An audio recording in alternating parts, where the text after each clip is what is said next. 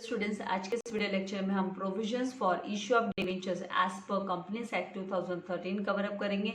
तो इसका explanation start करने से पहले मैं आपसे रिक्वेस्ट करूंगी कि अगर अभी तक आपने मेरे चैनल को सब्सक्राइब नहीं किया है तो चैनल को सब्सक्राइब कीजिए एंड चैनल लिंक अपने फ्रेंड्स के साथ शेयर करना मत भूलिएगा। वीडियो को जरूर से लाइक कीजिएगा एंड अगर इससे प्रीवियस जो वीडियो है अगर आपने नहीं देखा है chapter number 4 issue of debentures को लेकर तो वो वीडियो के डिस्क्रिप्शन लिस्ट में मैं उसके लिंक डाल रही हूँ, तो वो भी आप जरूर देखिएगा। तो यहाँ पर following are the some of the provisions जो नीचे दिए हुए हैं वो कुछ प्रोविजंस है, एक्ट है which a company has to comply while issuing debentures. Company को वो फॉलो करने पड़ते हैं, फुलफिल करने पड़ते हैं जब है ना वो डिवेंचर्स इशू करती है। सबसे पहला नो वोटिंग राइट्स, मतलब है ना जो डिबेंचर होल्डर है उसको कोई वोटिंग राइट नहीं होता है। तो a company can not issue debentures with voting rights, मतलब कंपनी कोई भी ऐसा डिबेंचर मार्केट में इशू नहीं कर सकती है, नहीं ला सकती है जिसमें है ना वो वोटिंग राइट करके डिबेंचर होल्डर्स को voting right they. Voting right debenture holders को मिलता ही नहीं है, क्योंकि डिबेंचर होल्डर कौन होते हैं, वो क्रेडिटर्स होते हैं कंपनी के। उन्होंने एक तरीके से उनसे हमने लोन लिया, मतलब कंपनी लोन लेती है। तो यहाँ पे debentures holders are creditors of the company, इसीलिए देखिए लायबिलिटीज के अंडर में इसको सेपरेटली लिखा जाता है, शेयर कैपिटल में से मेंशन नहीं होता है। यहाँ पे जो वोटिंग राइट्स है ना वो only and only equity share holders को मिलता है। एंड नाउ तो debenture holders will not gate voting rights, उनको कोई वोटिंग राइट नहीं मिलता है क्योंकि वो क्रेडिटर्स होते हैं। मतलब उनके जो कंपनी की एक्टिविटीज में, कंपनी के जो फंक्शंस में है इनका कोई भी योगदान नहीं होता है, कंट्रीब्यूशन नहीं होता है। So they do not have any voting rights, इसीलिए उनको कोई वोटिंग राइट नहीं होता एक्सेप्ट खाली एंड खाली only and only in matters affecting them. अगर मान लीजिए उनको उनका इंटरेस्ट रिसीव नहीं हो रहा है, टाइम टू टाइम उनको इंटरेस्ट जो मिलना है, उन्होंने जो डिबेंचर्स खरीदे उस पर इंटरेस्ट तो वो नहीं मिल रहा है, तो वो अपने लिए आवाज उठा सकते हैं। उस मैटर उनके मैटर को लेकर कोई इफेक्ट हो रहा है तो ही वो है ना कंपनी को अप्रोच कर सकते हैं, बाकी उनको वोटिंग राइट नहीं होता है, कार्यभार में उनका कोई योगदान नहीं होता। Now second types of debentures, तो टाइप्स ऑफ डिबेंचर्स है ये भी है ना इशू करने के जब भी है ना कंपनी इशू करती है डिबेंचर्स तो वो मेंशन करना पड़ता है, ये भी फॉलो करना पड़ता है, कंपनी को मेंशन करना पड़ता है well in advance.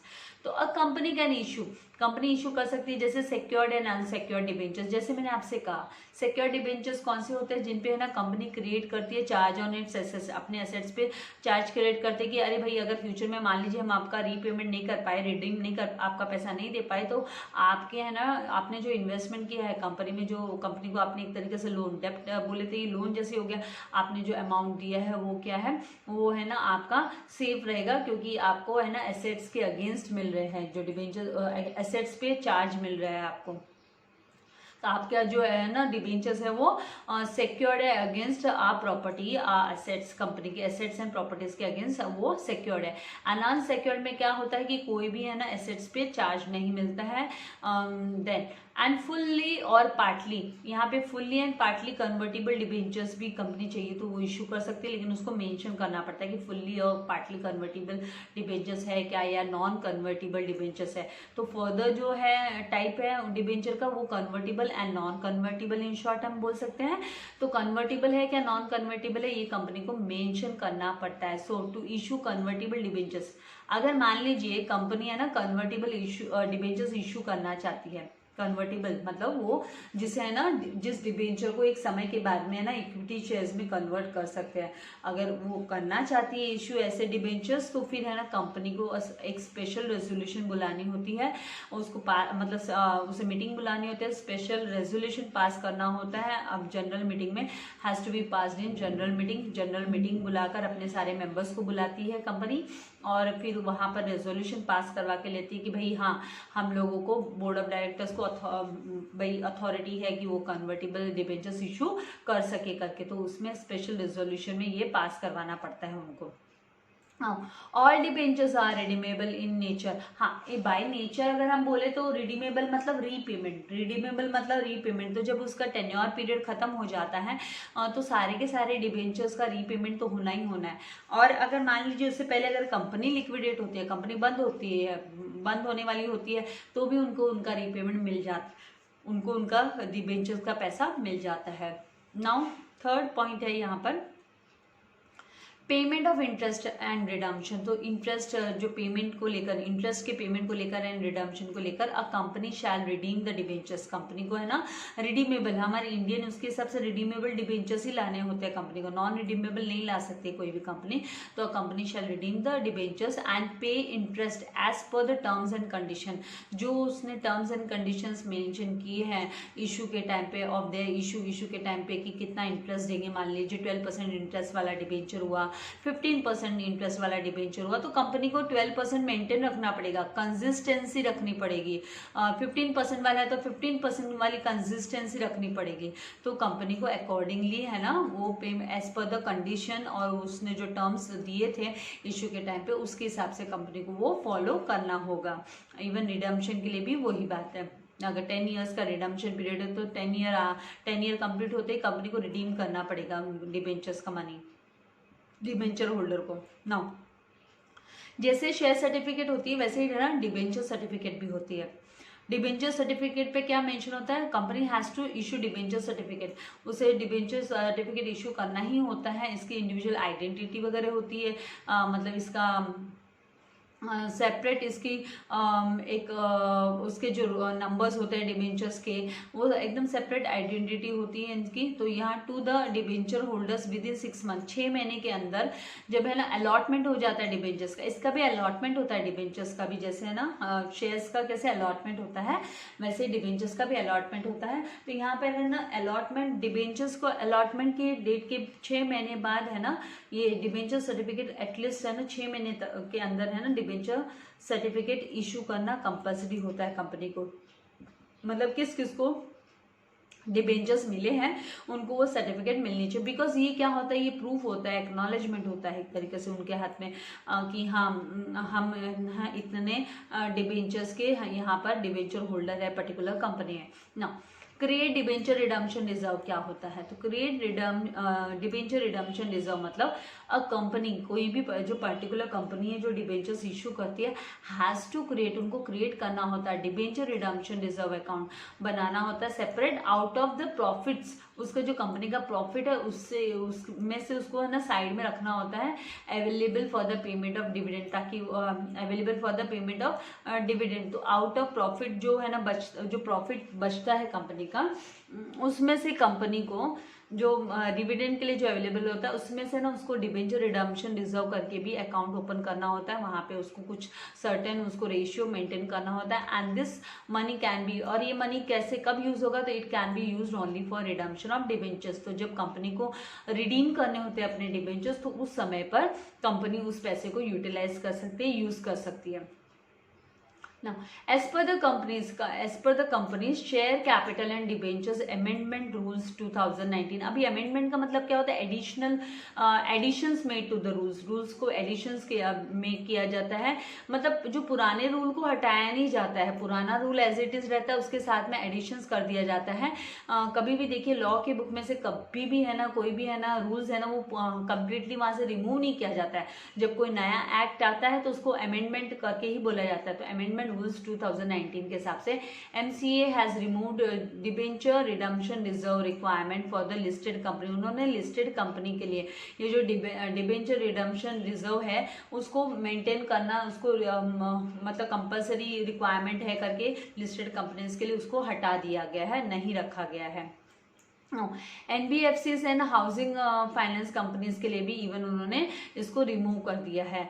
Now 6th appointment of debenture trustees. Debenture trustees का मतलब क्या होता है, तो debenture trustees if the company issues, अगर मान लीजिए कंपनी इशू करती है प्रॉस्पेक्टस, हाँ ऑफकोर्स कंपनी को भी प्रॉस्पेक्टस तो इशू करना होता है, उसमें सारी डिटेल्स लिखी होती है, और इनवाइट्स या फिर कंपनी इन्वाइट करती है मोर देन 500 पीपल, 500 से ज़्यादा लोगों को इन्वाइट करते हैं इधर टू पब्लिक और इट्स मेंबर, या तो पब्लिक ऑफर के थ्रू या फिर वो अपने मेंबर्स को ही है ना इशू करती है डिबेंचर्स। तो कंपनी हैज़ टू अपॉइंट, तो फिर कंपनी को कब जब मोर देन 500 पीपल को अपॉइंट करती है तो company has to appoint one or more debenture trustee, तो फिर कंपनी को वन या एक से ज़्यादा डिबेंचर ट्रस्टी उसे अपॉइंट करना पड़ता है। तो ये डिबेंचर ट्रस्टी कौन होते हैं? तो डिबेंचर ट्रस्टीज प्रोटेक्ट करते हैं the interest of debenture holders. Debenture holders का जो वेलफेयर है, उनका जो उनका मतलब उनको कोई भी लॉस नहीं होना चाहिए, उनको कोई प्रॉब्लम नहीं होनी चाहिए, तो उनके इंटरेस्ट को प्रोटेक्ट करने के लिए, उनके वेलफेयर के लिए डिबेंचर ट्रस्टी है ना अपॉइंट करना होता है कंपनी को। Now company has to appoint trustees by entering into contract. अभी कैसे वो मतलब यहाँ पे कैसे वो ट्रस्टीज को अपॉइंट करेंगे, तो उसे है ना कॉन्ट्रैक्ट साइन करना पड़ता है with them called as debenture trust deed. उसे डिबेंचर ट्रस्ट डीड बोला जाता है, तो उसको वो कॉन्ट्रैक्ट को साइन करना होता है। Company has to fulfil all the required needs. Now debenture trustees, तो दे आर द इंस्टीट्यूशंस, ये इंस्टीट्यूशंस होते हैं जो है ना सेफगार्ड करते हैं डिबेंचर होल्डर्स के फायदे के लिए बनी होती है ये institutions that protect the interest of the debenture holders. Now debenture trustees can approach NCLT, वो NCLT को अप्रोच कर सकते हैं। तो यहाँ पर debenture trustees have to redress, मतलब उनको है ना रिड्रेस, मतलब उनको अपने जो ग्रेवियंसेस है, उनके जो कंप्लेंट्स है, वो उन्हें है ना सामने रखनी होती है, डिबेंचर ट्रस्टीज के सामने रखनी होती है डिबेंचर होल्डर्स को।